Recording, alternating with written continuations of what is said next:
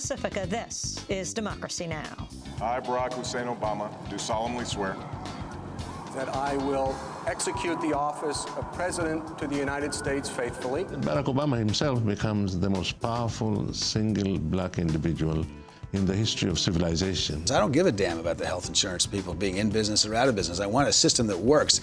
And just as I was in pajamas, they put me on a plane and flew me to Costa Rica. I think that this economic system that we have is an evil system. It was a massacre in Gaza, and you don't really see that because they're measuring everything against what they call the laws of war. I have determined that it is in our vital national interest to send an additional 30,000 U.S. troops to Afghanistan. Time is up.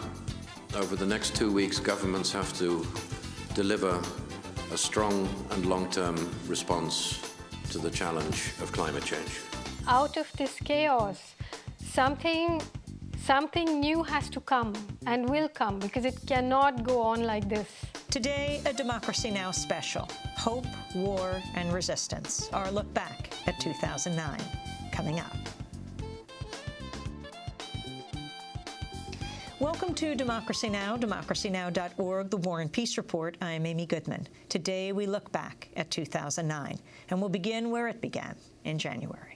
Israeli ground troops and tanks have pushed deeper into Gaza and surrounded Gaza City, effectively splitting Gaza into two sections.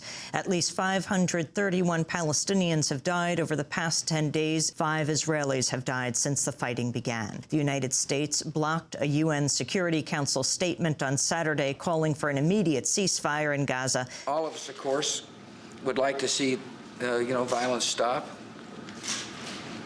but not at the expense of an agreement that does not prevent the crisis from happening again. The statistics are clear. Among the 2,500 injured, 45% are women and children. And then there are also all the civilian men. So the large majority of the injured, the victims, are women, men, and children, civilian. There's no place safe in Gaza for the civilians. They're afraid to stay home, they're afraid to move. They're also afraid to go down the street to try to find some water or to try to buy some food.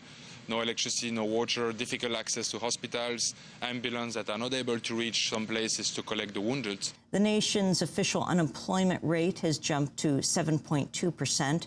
as employers eliminated over 500,000 jobs in December. Right now, it seems like we are losing about 500,000 jobs every month.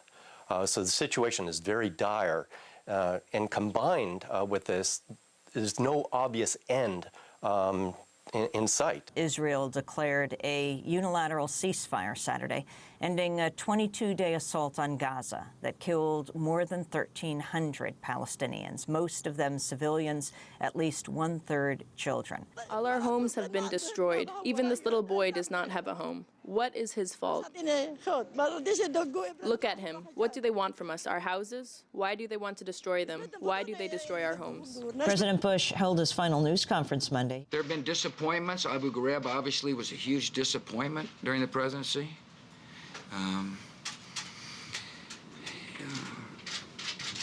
Not having weapons of mass destruction was a significant disappointment. I don't know if you want to call those mistakes or not, but things didn't go according to plan, let's put it that way. We pray now, O Lord, for your blessing upon thy servant, Barack Obama, the 44th president of these United States, his family, and his administration. I, Barack Hussein Obama, do solemnly swear. I, Barack Hussein Obama, do solemnly swear that I will execute the office of President to the United States faithfully. That I will execute the office of President of the United States. The office of President of the United States faithfully. Barack Obama himself becomes the most powerful single black individual in the history of civilization. There's never been a person in control of the resources which the United States has, of the creative and destructive powers that the United States has. So he's easily the most powerful single black individual that's ever walked planet Earth. And that's a major breakthrough in race relations. This is the meaning of our liberty and our creed, why men and women and children of every race and every faith can join in celebration across this magnificent mall, and why a man whose father less than 60 years ago might not have been served at a local restaurant can now stand before you to take a most sacred oath. President Obama is expected to sign executive orders today for the closure of the Guantanamo prison and secret CIA jails overseas. Guantanamo will be closed no later than 1 year from now. There is little doubt that our greatest military challenge right now is Afghanistan. As you know, the United States has focused more on Central Asia in recent months. President Obama has made it clear that the Afghanistan theater should be our top overseas military priority. The situation we face could not be more serious. We have inherited an economic crisis as deep and as dire as any since the Great Depression. What is this latest on the Obama administration twice invoking the state secrets privilege over the past 2 weeks? They seem to be continuing the Bush administration's policy of relying on the doctrine of state secrets to cover up inquiries by civil litigants into what went wrong with the Bush administration's policies, whether that's snooping on Americans or torturing suspects. An unprecedented case of judicial corruption is unfolding in Pennsylvania. Several hundred families have filed a class-action lawsuit against 2 former judges who've pleaded guilty to taking bribes in return for placing youths in privately owned jails. I was never offered a lawyer, never explained my rights to a lawyer or what benefits it would have. I was just sent away to Camp Adams for at least 90 days, and I spent the better part of 4.5 months there. A series of protests are scheduled outside the New York Post today to condemn the publication of a cartoon that critics say depicts President Obama as a chimpanzee. I said that even though they called us chimps, we came to let them know we're not chumps. President Obama's unveiled a $3.55 trillion spending budget for the coming fiscal year. On Thursday, Obama said the plan includes tax relief for lower-income Americans while repealing Bush administration tax cuts for the wealthy. No part of my budget will be free from scrutiny or untouched by reform. That's a pretty amazing story. Rocky Mountain News closing up.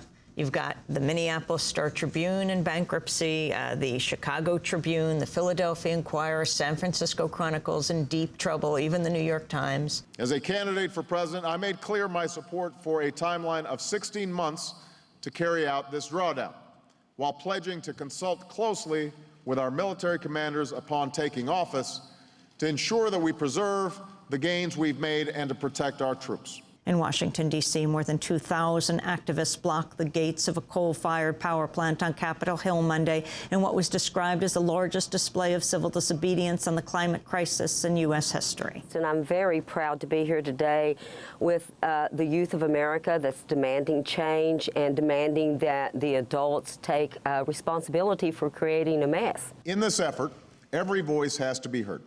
Every idea must be considered. Every option must be on the table. While the president said every idea must be considered, the idea of creating a single-payer national health insurance program has already been rejected. The investigative journalist Seymour Hersh has revealed the Bush administration ran an executive assassination ring that reported directly to former Vice President Dick Cheney. Congress has no oversight of it. It's an executive assassination wing, essentially. It's been going under President Bush's authority. They've been going into countries, not talking to the ambassador or to the CIA station chief, and finding people on a list and executing them and leaving. The failed insurance giant AIG is preparing to pay out $450 million in bonuses to top executives and other employees, despite receiving a $173 billion government bailout. We are a country of law. There are contracts. The government cannot just abrogate contracts. Being paid $15,000 an hour compared to your workers' hours at $8 or $10 or even $15, where's the justice in that? There is no justice in being paid that much more. I think the time has come to exercise our ownership rights. We own most of the company, and then say as owner, no, I'm not paying you the bonus. You didn't perform.